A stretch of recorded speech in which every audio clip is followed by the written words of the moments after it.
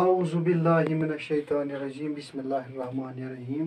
پیارے بچو اس سبق پور اور پتہ سوال اخ زٕ لکھ سبق عنوان چھُ کہنا بڑوں کا معنی. تمیُک چھُ آز سوال نمبر 3 تہٕ یہ سوال عبارت پڑھ کر دیے گئے سوال کا جواب لکھ.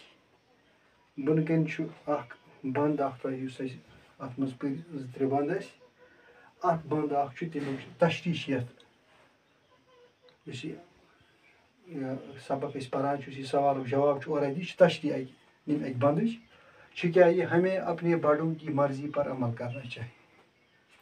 یہ سبقس مز تہِ پوٗرٕ اَسہِ بٔڑۍ ونان یا مول ون موج ون استاد ونان بزرگ ونان یہ تہذ مرضی آسہِ تمو چھُ آسان دنیا وٕچھمُت تتھ پٮ۪ٹھ پزِ اَسہِ عمل کرٕنۍ. جو کچھ وہ کہیں یہ ساتھ ہم آسن وہی ہم وہی کریں أسۍ کرو تی اور ہمارا فائدہ اسی میں ہے. سون فائدہ چھُ أتھۍ منٛز. سوال چھُ گژھان شاعر نے یہ بات بہت عمدہ طریقے سے ایک بند میں کہہ دی ہے. بند اکھ چھُ یِمن شاعرن ہُنٛد تٔتھۍ منٛز چھُ أمۍ یہِ ووٚنمُت ترٛیو بندو منٛز چھُ اکھ وہ بند لکھی سُہ بند سُہ لیوٗکھ اَسہِ سُہ بند یہِ چھُ تۄہہِ پوٚرمُت تہِ آلریڈی. یہِ چھُ لاسٹ بند أمۍ یُس زن کہنا بڑوں کا معنی یُس زن یہِ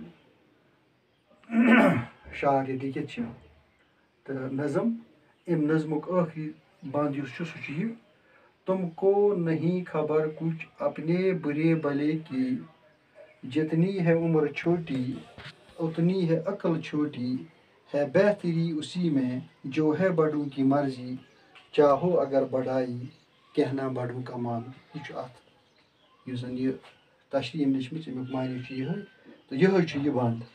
تہٕ آز کرو أسۍ ییٚمہِ جایہِ اختتام تہٕ یہِ سوال گژھِ ییٚمہِ جایہِ وۄنۍ آز لیکھِو تُہۍ پنٕنٮ۪ن کاپین پٮ۪ٹھ کٔرِو یہِ غلط بند اور آز گوٚو یُتُے.